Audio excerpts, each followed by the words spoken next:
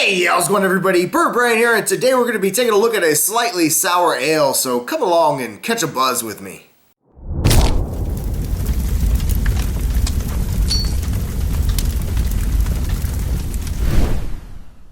So typically, I'm not a big fan of sour beers. It's just something about them is a little off-putting. I'm more of a fan of the bitter beers, but I have had some really good ones recently that are slightly sour that I actually really enjoyed, so I figured I'd pick this one up and share it with you guys since it is from one of my favorite breweries, and I'm talking about Boulevard Brewing Company. The one we're looking at today is called Telltale Tart. And I love the little, the simple logo design. The great thing about craft beers, I love the creativity that goes into the labeling, the naming of beers, all these different things. This is just another one that's really cool, and this is also a part of the Smokestack series. I've done several reviews from beers from Boulevard Brewing Company out of their Smokestack series. The beers are just really, really awesome. Every single one I've had from them, I've enjoyed thoroughly, so I kind of have high expectations for this one. Again, this is a slightly sour ale that comes in at 6.2% per volume.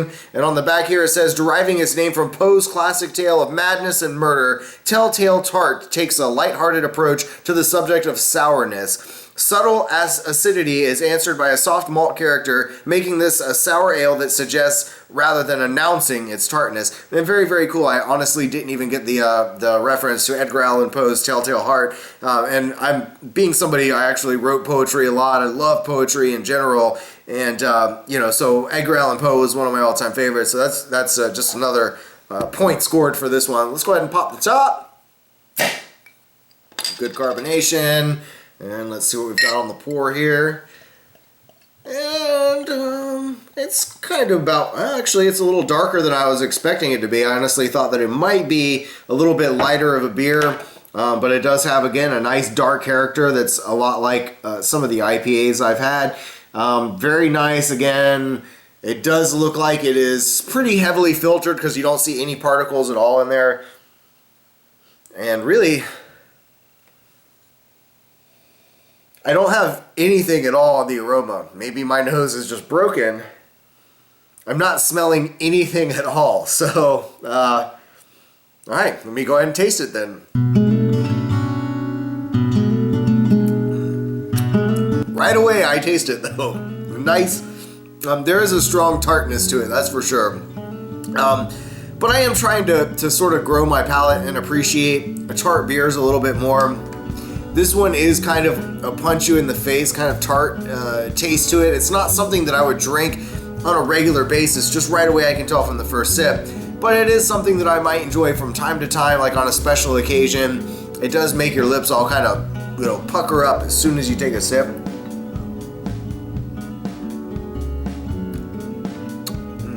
Yeah, very, very tart beer. But like always, again, my opinion can change from first sip to last. So I'm going to sit back, relax, sip on this thing, and I'll be back with my final verdict at the last gulp. We're going to pucker up for a tart beer. Pucker. Pucker, pucker. Pucker. Sounds like I'm saying fucker. And here we are at the last gulp, and like always, this one's for all of you, so salud.